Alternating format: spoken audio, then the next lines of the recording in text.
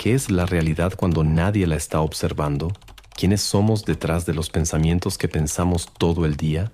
¿Y si la conciencia no fuera algo que tenemos, sino algo que somos, y que también lo es todo el universo?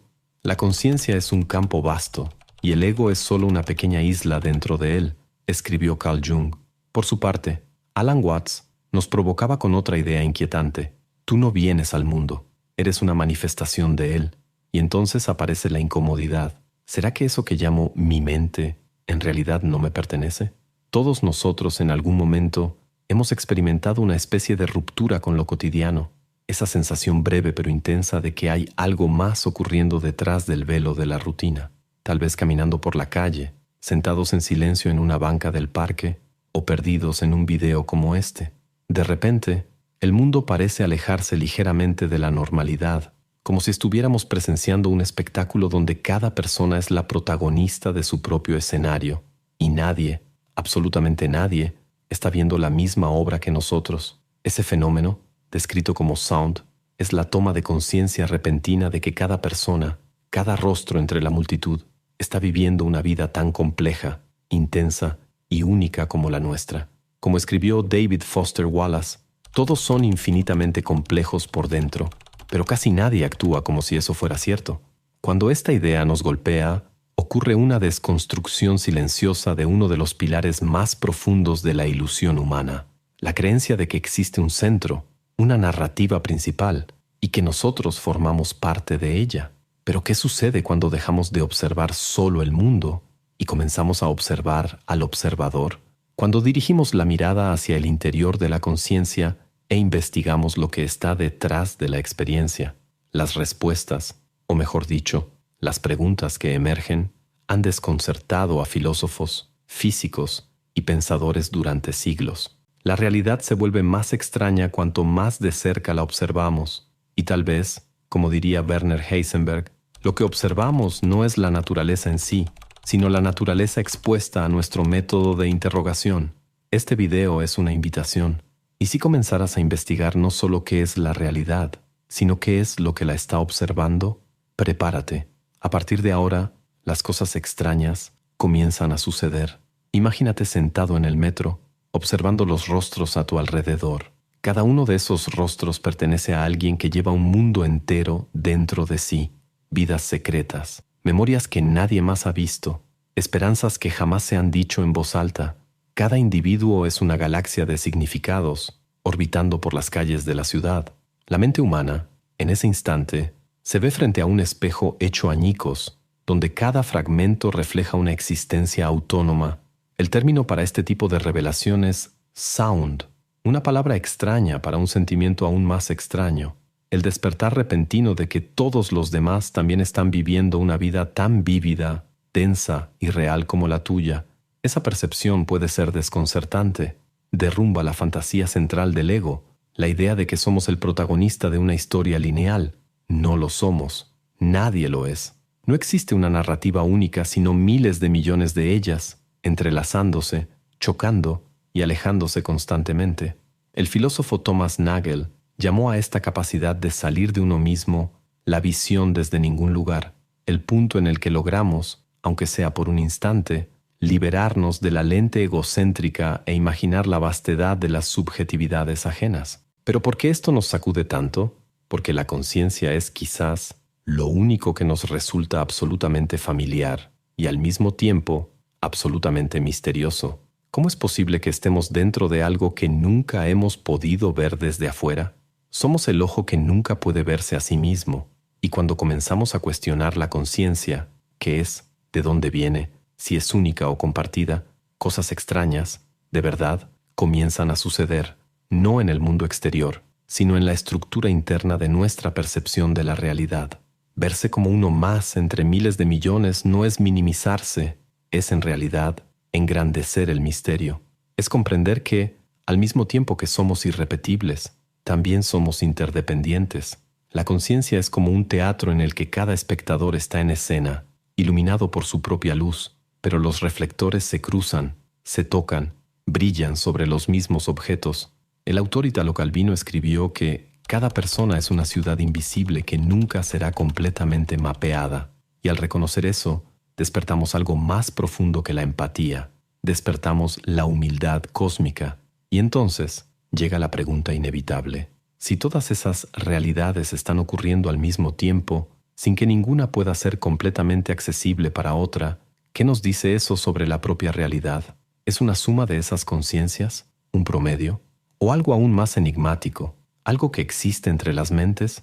El físico y pensador Carlo Rovelli afirma que el mundo no está hecho de cosas, sino de acontecimientos, y la conciencia parece ser el escenario donde esos acontecimientos se vuelven posibles.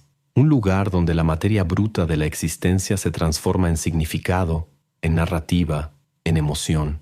Empezamos este video con una sensación de separación, de extrañeza, pero quizá lo que hace que todo esto sea aún más extraño es darnos cuenta de que todos estamos conectados por ese mismo hilo invisible, la capacidad de percibir, de sentir, de imaginar. La conciencia, ese fenómeno que no logramos explicar, pero sin el cual no podemos vivir, es lo que nos une, incluso cuando todo parece separarnos. ¿Alguna vez te has detenido a pensar en aquello que crees que es real?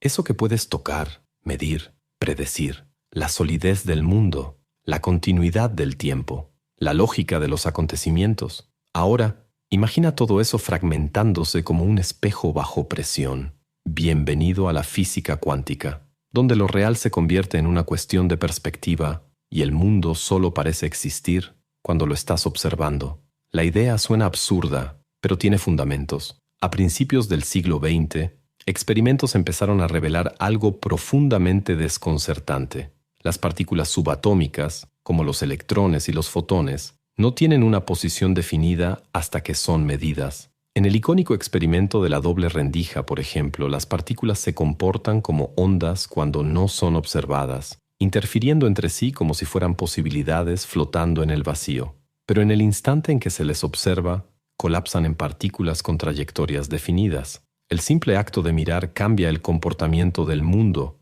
Como diría el físico John Archibald Wheeler, ningún fenómeno es un fenómeno hasta que es un fenómeno observado. Esa constatación dio origen a dos grandes campos de interpretación.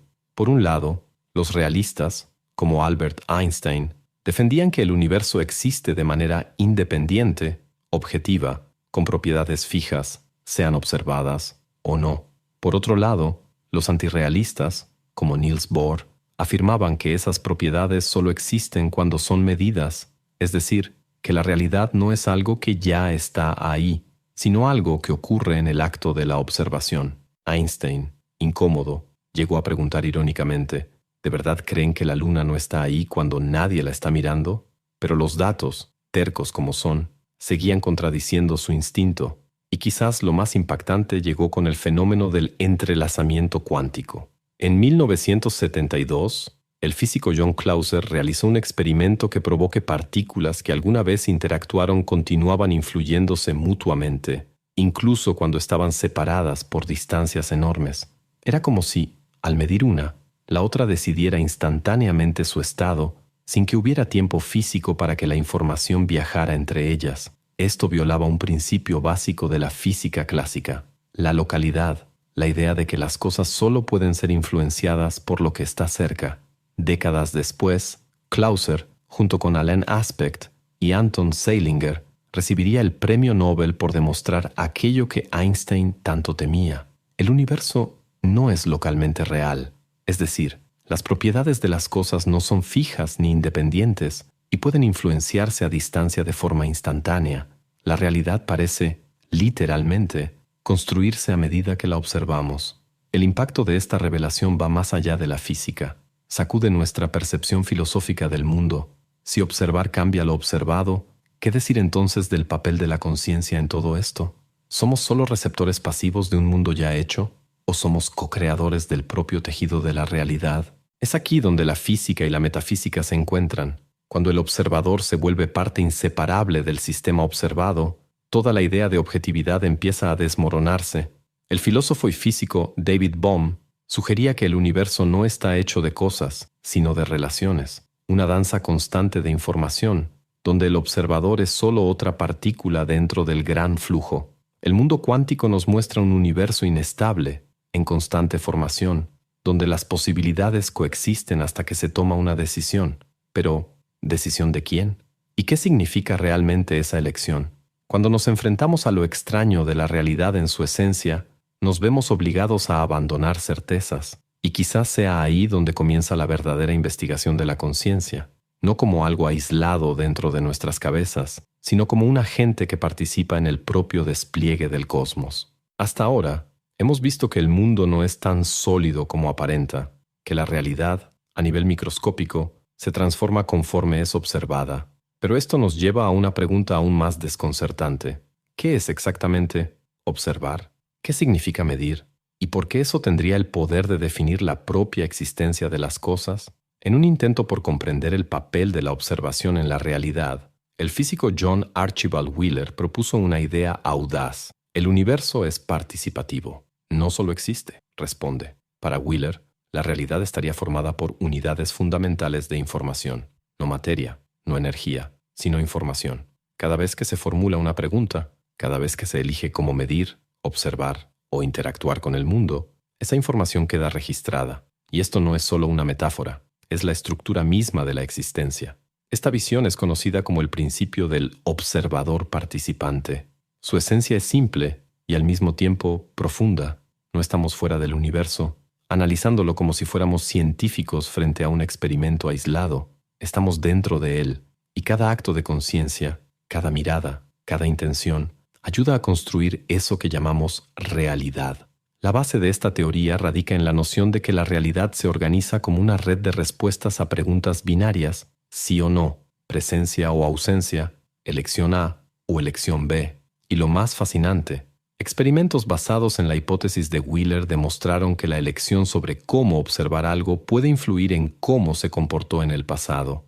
Así es, la decisión presente influye en eventos que parecían ya haber ocurrido, pero no se trata de viajes en el tiempo. Se trata de algo aún más fundamental. La realidad no está definida hasta que ocurre una interacción. El mundo, por lo tanto, no sería una estructura terminada esperando ser descubierta. Sería una red viva de posibilidades que se organiza conforme interactuamos con ella.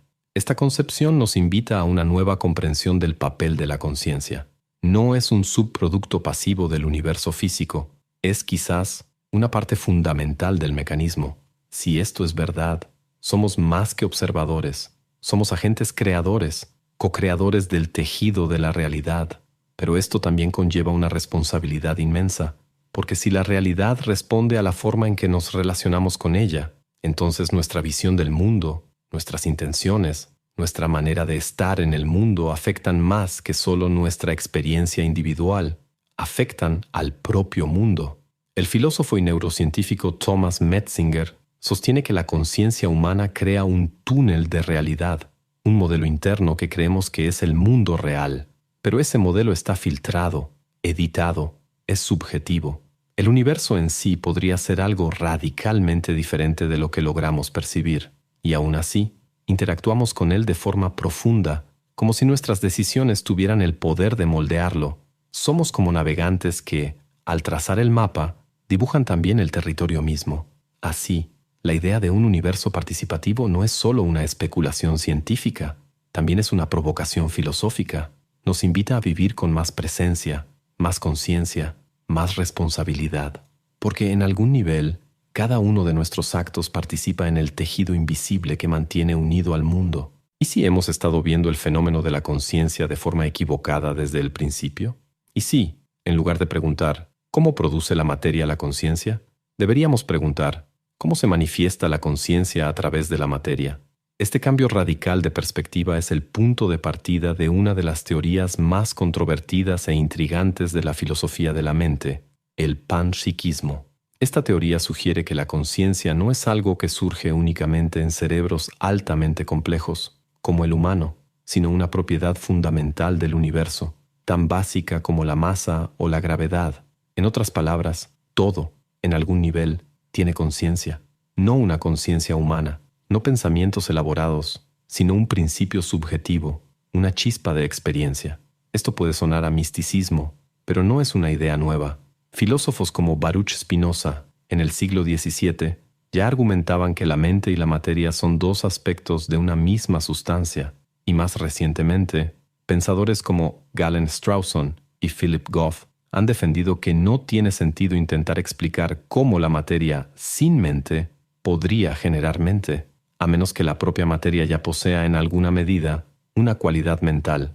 La lógica es provocadora. Si todo lo que somos está hecho de partículas, y esas partículas son las mismas que componen el universo, ¿por qué la conciencia surgiría únicamente cuando esas partículas se organizan de una forma muy específica?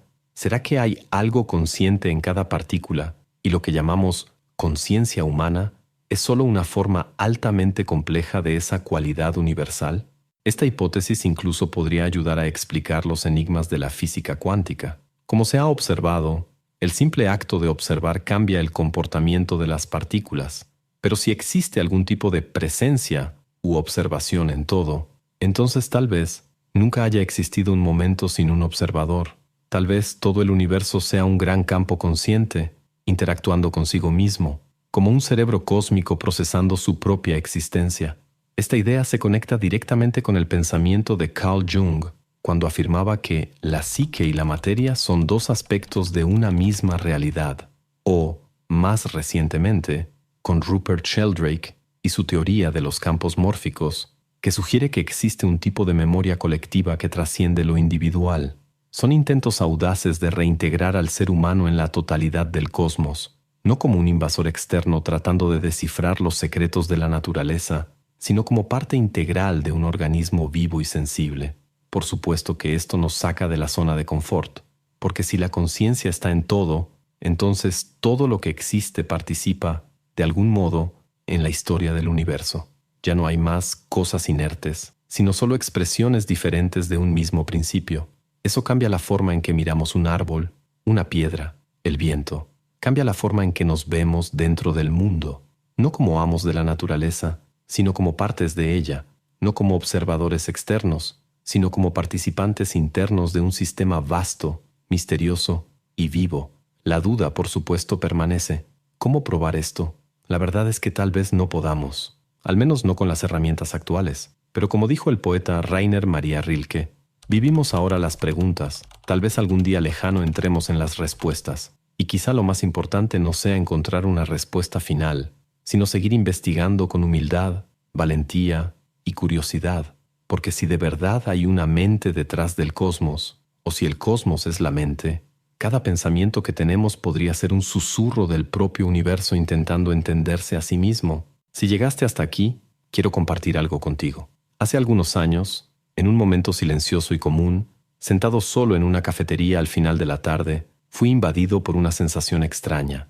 Mientras observaba a las personas pasar del otro lado de la ventana, me di cuenta de que cada una de ellas tenía una historia, sueños, dolores, pensamientos completamente inaccesibles para mí. Y aún así, todas estaban aquí, ahora, viviendo sus vidas en paralelo a la mía. Fue un instante de asombro, aunque en ese entonces no sabía cómo nombrarlo. Esa sensación cambió mi forma de ver el mundo. Me hizo preguntarme qué más estamos dejando de ver o de sentir. Por eso hago estos videos, porque creo que la filosofía no es solo un ejercicio intelectual, es una manera de estar más vivos, más atentos, más presentes. Y si tú sientes lo mismo, quiero que sepas que este espacio también es tuyo. Gracias por acompañarme en este viaje. Ahora quiero ofrecerte algo que no es para cualquiera, pero sí es para ti, que llegaste hasta aquí buscando respuestas más profundas sobre quién eres y hacia dónde va tu vida. Creé algo que va más allá de un libro. Construí un mapa para el alma, un manual que une ciencia, filosofía y pensamiento crítico para ayudarte a romper patrones mentales, cuestionar tu identidad y reconstruirte desde la raíz. Esto no es un ebook de frases bonitas, es una guía para quienes ya no soportan vivir en modo automático. Si sientes que algo dentro de ti está pidiendo un cambio, evolución, claridad, entonces este es tu momento. Haz clic en el comentario fijado y accede ahora al manual de la autotransformación. No lo leas por curiosidad, léelo porque tu vida depende de ello. Y si decides iniciar este camino, no serás el mismo al final del trayecto. Ahora bien, si todavía no diste like, no comentaste o no te suscribiste, solo puedo suponer dos cosas. O ya alcanzaste el nirvana y estás más allá de las vanidades digitales, ¿O eres un observador cuántico esperando el momento exacto para colapsar la realidad del botón de suscribirse? Así que adelante, haz clic, comenta y comparte esto con alguien que, como tú, a veces siente que el universo le está susurrando cosas extrañas. Te prometo que, en el próximo video, vamos a profundizar aún más en este velo de lo real. Y ahora están apareciendo 2 videos en tu pantalla. Uno de ellos revela lo que quizás sea el secreto más ignorado de la mente humana. El otro puede cambiar por completo la forma en que entiendes el tiempo. Pero solo haciendo clic lo descubrirás. Nos vemos ahí.